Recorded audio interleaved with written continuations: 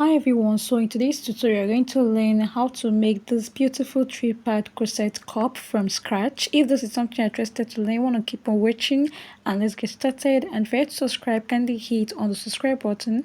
Don't forget to turn on your notification bell so you'll be notified anytime new video drops. Thank you guys. So let's dive into today's tutorial. So measurement needed are your nipple to nipple, bust point, under bust and chest line.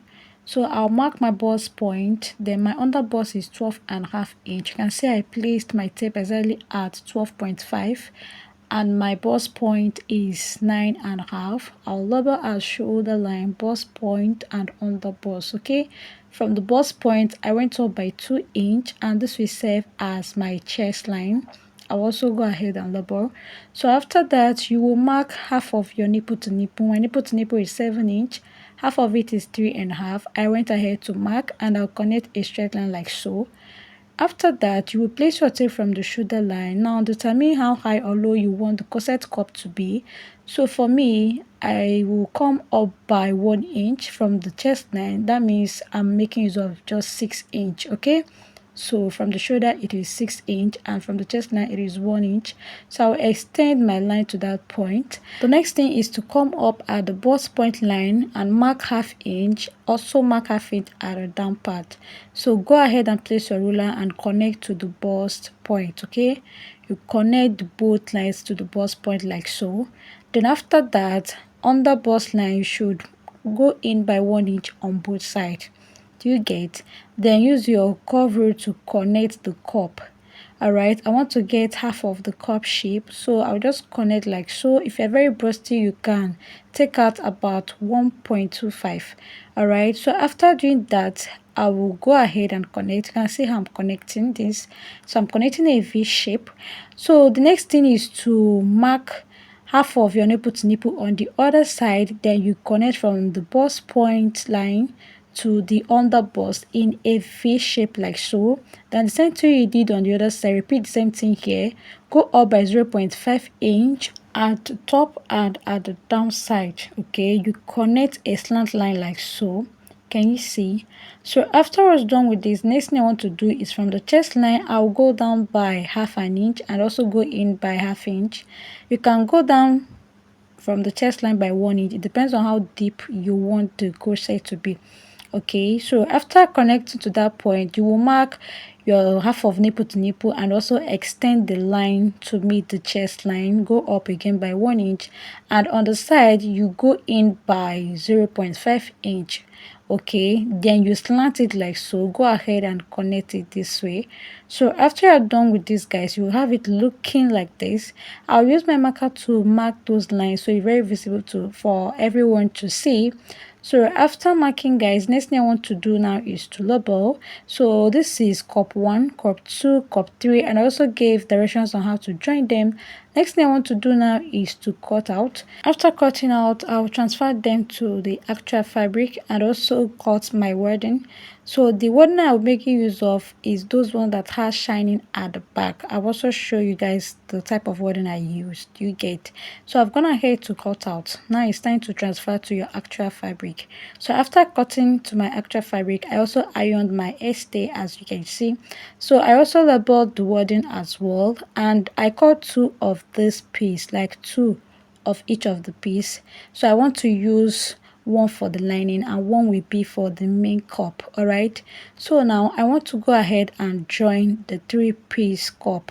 Like you are going to join, you know, 3 together and also 3 together for the lining. Do you get? This is how you join it. Follow the direction you marked, or you can also go ahead and knot your fabric. Just put them together like so, right side facing each other, then go ahead and stitch. After stitching, you will have it looking like this. Go ahead and place the first cup, then also go ahead and stitch using half an inch. So guys, repeat the same thing at the wording as well. Go ahead and make a top stitch. You place on top of each other and make a top stitch like so. So after stitching the fabric cup, you can see what I have here. So the trick I use is to notch, like you should fold the, you know, the first cup, you fold it into 2, then notch the center of the cup. And you can see how I joined it. You're going to place it exactly at that joining part. then you join it to give you this shape. You can see how deep this look. So you can also decide to use maybe bust gauge method, like boning method. Now you should also consider using it if you don't want to add wording to it.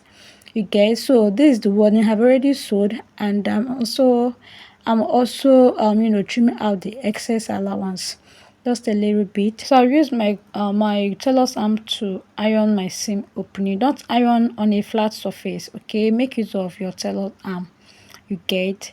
So the next thing I did was to place the wording side. The side I'm placing here is the side that has shining, like the side that has gum. You get, that is where you will sew. Then you go ahead and place like so. Now I'll make sure it's very relaxed so I can probably iron it out very well. To make this tailor I will drop a link on how to go about the making of this tailor arm. I made this one for myself and I've been using it for the past 2 years now. Okay, it's becoming weak. I will make new one. Okay, but I have a video on how to go about the making of this homemade tailor's arm. You get. So guys, after ironing, you can see what I have here. I also went ahead to trim out the excess wording I have. So now you place the lining right side facing each other. Go ahead and stitch the upper part only. So after stitching the upper part of the cup, you can see what I have here. So the next thing I want to do now is to flip it in, and I'll also go ahead and iron it as well. So the reason I'm ironing this there is I don't want the lining to be popping out. Okay, I don't want the lining to pop out, so that's the reason you should iron so the lining looks very perfect, just like the inside. So next thing is to make a top stitch all the way around. So I've gone ahead to stitch to secure the lining and both cup together like so. Can you see? So after I was done with that, guys, this is what I have. So now you can now place it like so on your fabric and cut out your corset blouse or corset half net. It depends on what you're making. Just like we use a ready-made cup in cutting our corset, just place it like that and go ahead and cut out. So guys, this is the final result of this beautiful three-part corset. Thank you so much for watching. If you love this video, please go ahead and hit on the subscribe button, and bye.